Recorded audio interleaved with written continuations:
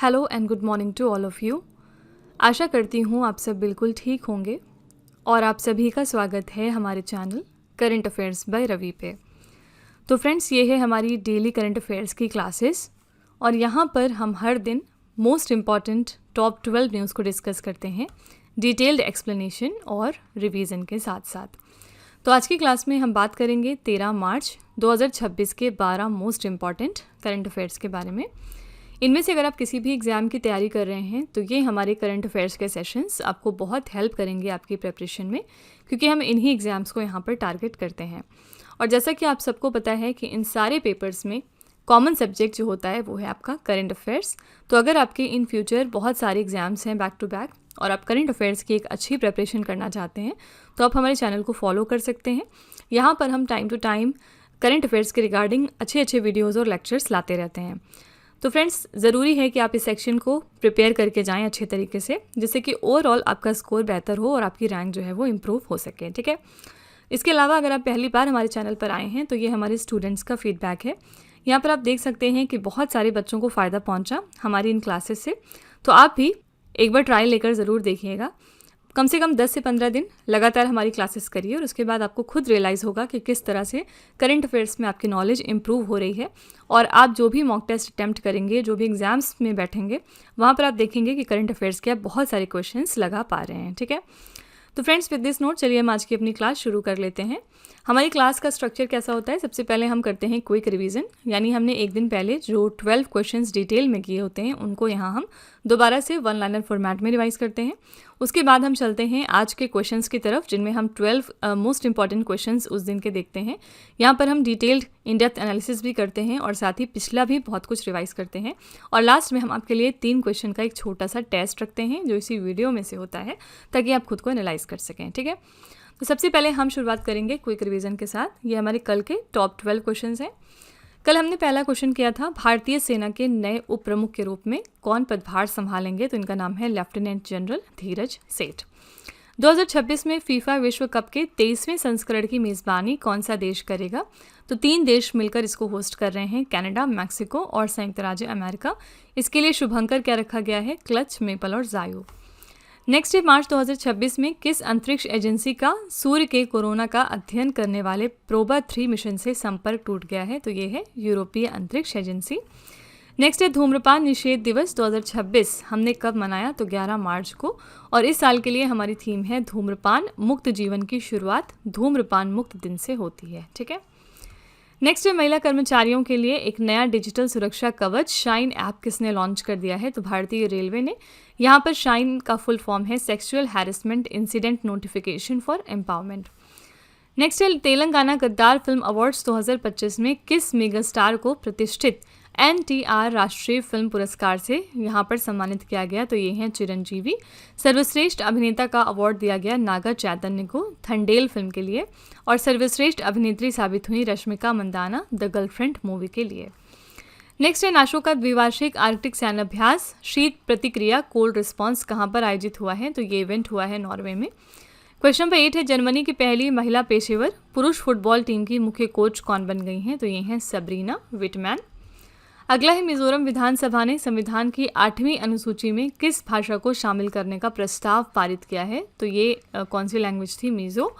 Next है, मार्च 2026 में अंतर्राष्ट्रीय मलेरिया सम्मेलन 2026 कहाँ पर आयोजित हुआ है? तो नई दिल्ली में। और इसके लिए थीम रखी गई थी खोज, विकास और डिलीवरी, मलेरिया उन्मूलन और उससे आगे की दिशा में प्रगति। क्वेश्चन नंबर 11 है, किस राज्य पुलिस ने रात के समय यात्रा करने वाली महिलाओं की सुरक्षा सुनिश्चित करने के लिए निर्भया निशा पहल की शुरुआत की है? तो आंसर है केरल। और आखिरी प्रश्न है, मार्च 2026 में किस केंद्रीय मंत्री को प्रतिष्ठित इंडिया यूके अचीवर्स पुरस्कार 2026 से सम्मानित किया गया है? तो ये हैं जयंत चौधरी, केंद्रीय कौशल विकासन एवं उद्यमिता राज्य मंत्री हैं ये हमारे। इन्होंने यह अवार्ड रिसीव किया है। ठीक है। तो फ्रेंड्स, ये हमारे कल के टॉप 12 करंट अफेयर्स हैं। अगर आप इनको और अच्छे तरीके से समझना चाहते हैं, हर क्वेश्चन की डिटेलिंग जानना चाहते हैं, तो आप हमारा कल का लेक्चर ज़रूर रेफ़र करिएगा। बाकी चलिए अब आपका बिना टाइम लेते हुए आज की अपनी क्लास हम शुरू कर लेते हैं।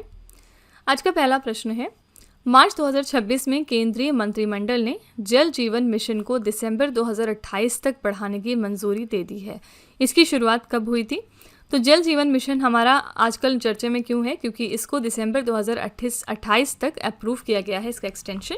और ये जो स्कीम है कब शुरू हुई थी, तो आंसर हो जाएगा 15 अगस्त 2019 को। ठीक है, डी ऑप्शन यहाँ पर करेक्ट है।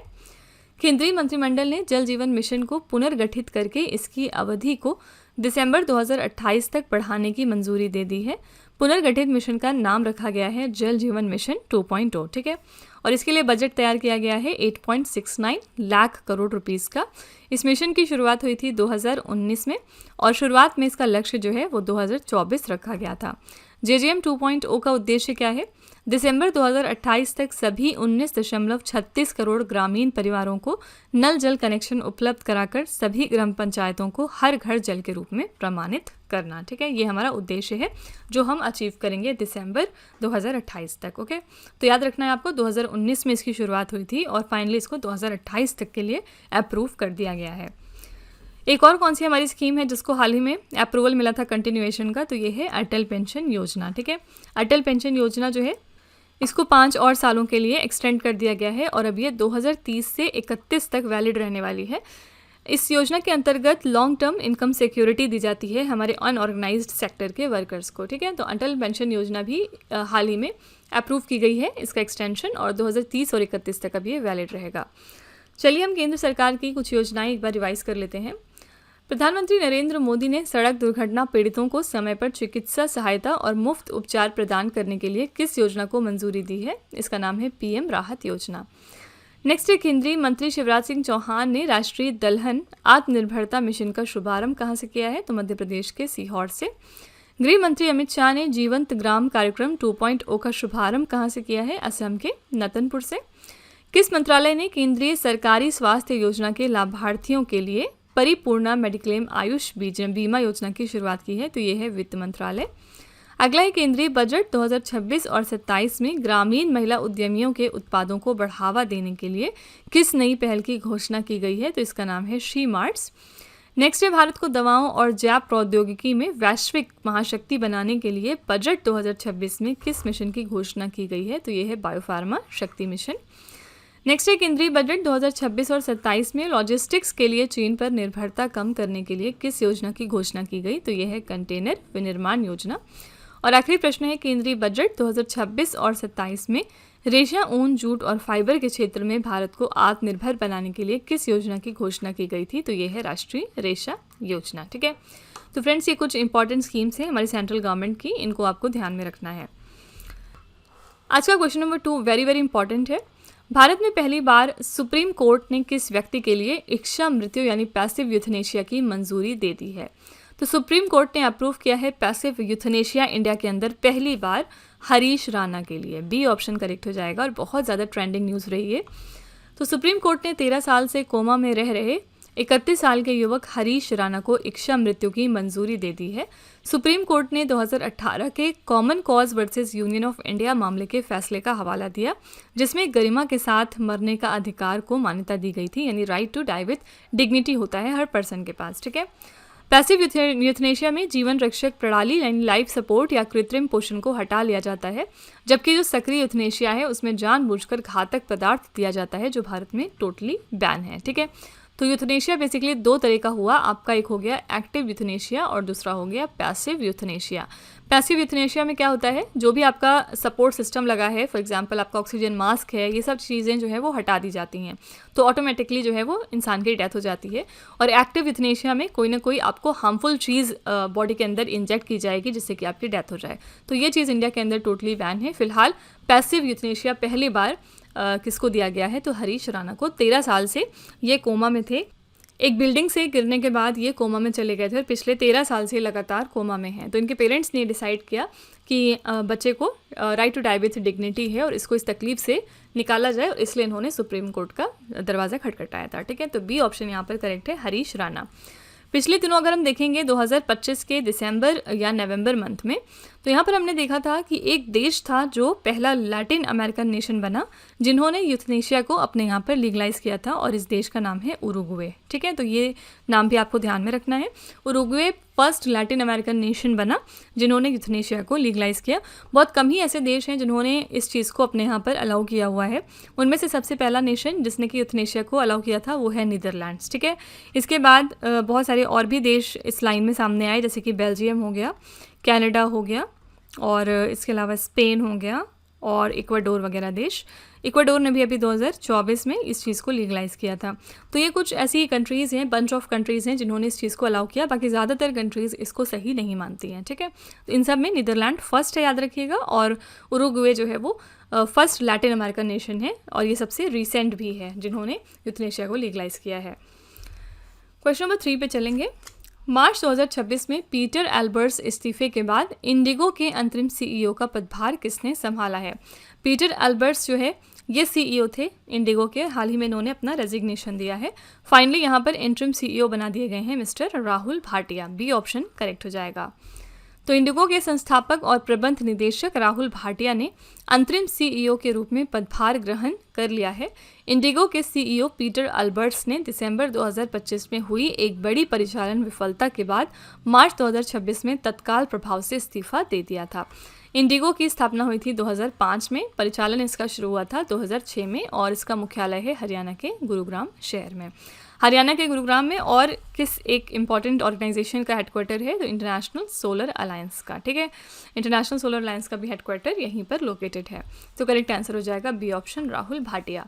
इंटरिम शब्द से आपको तुरंत याद आना चाहिए ईरान देश। क्यों? क्योंकि ईरान के जो सुप्रीम लीडर थे आयतुल्ला अली खामनेई, इनके निधन के बाद यहाँ पर भी एंट्रिम लीडर बनाए गए थे और इनका नाम आपको ज़रूर याद होना चाहिए। इनका नाम था आयतुल्ला अली रेज़ा अराफ़ी, ठीक है। लेकिन फाइनली यहाँ पर अब नए लीडर जो हैं वो अपॉइंट हो चुके हैं और इनका नाम क्या है? इनका नाम है मुज्तबा खामनेई, ठीक है।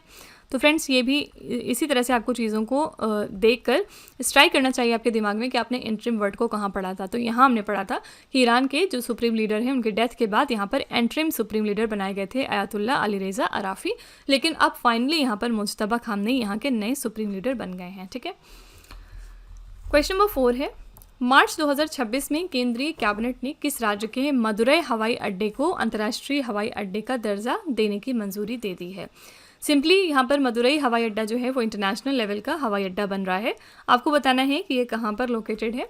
ये है डी ऑप्शन, तमिलनाडु राज्य में। प्रधानमंत्री नरेंद्र मोदी के नेतृत्व में केंद्रीय मंत्रिमंडल ने तमिलनाडु के मदुरै हवाई अड्डे को अंतर्राष्ट्रीय हवाई अड्डे का दर्जा देने की मंजूरी दे दी है।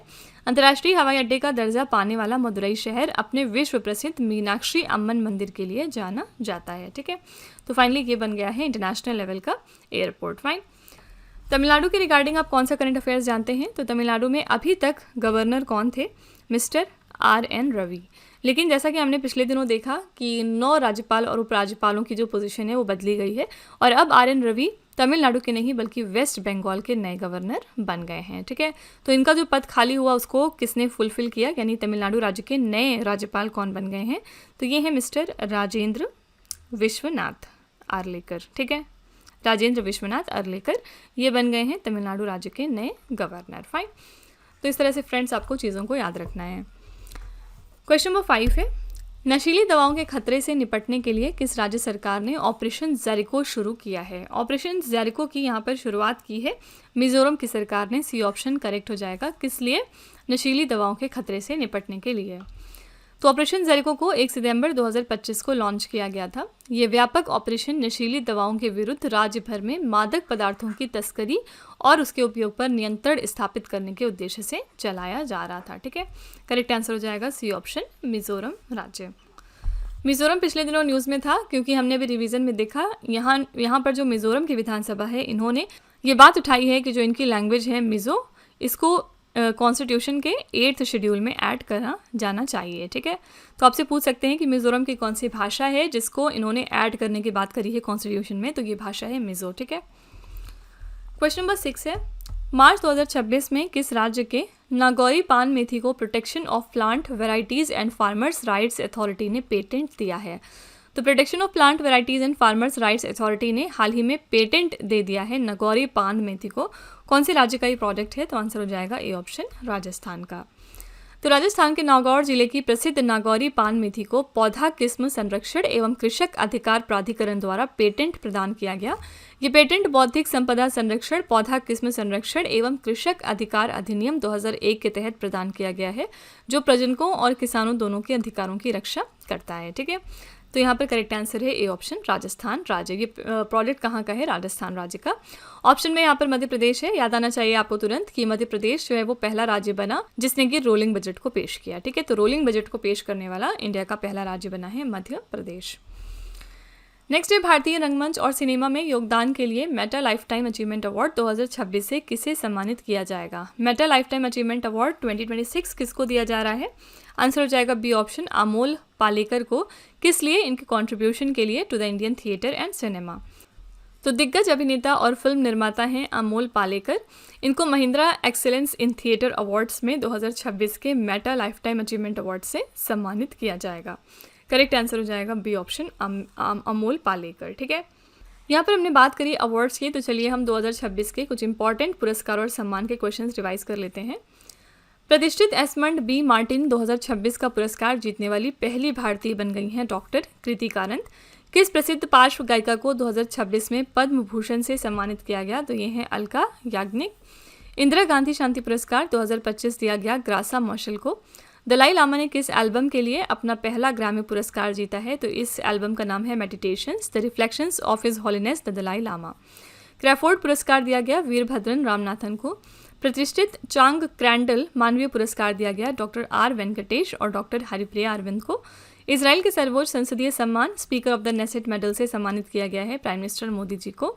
BBC Indian sports women of the year का खिताब मिला है स्मृति मंधाना को 2025 का। बेलिंडा क्लार्क अवार्ड दिया गया एनाबेल सदरलैंड को। ग्लोबल टीचर प्राइज मिला है रूबल नागी को।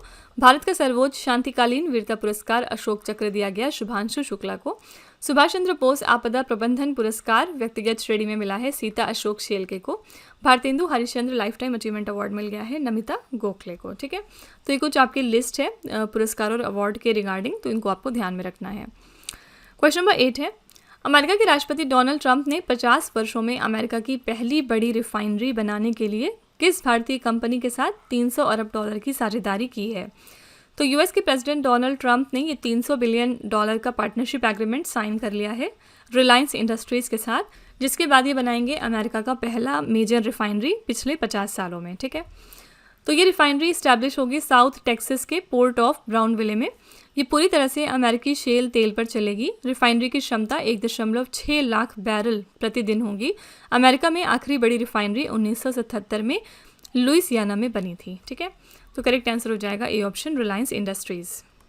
यूएस के बारे में याद रखिएगा कि जो यूएस और ईरान की वॉर चल रही है, तो यूएस ने जो मिसाइल्स गिराए थे ईरान के ऊपर वो किस ऑपरेशन के तहत गिराए थे? तो ऑपरेशन एपिक फ्यूरी। ठीक है, और इसी तरह से जो इजराइल देश ईरान पर अटैक कर रहा है वो किस ऑपरेशन के तहत कर रहा है? Operation roaring lion. ठीक है, दोनों ही ऑपरेशंस के नाम याद में रखिएगा।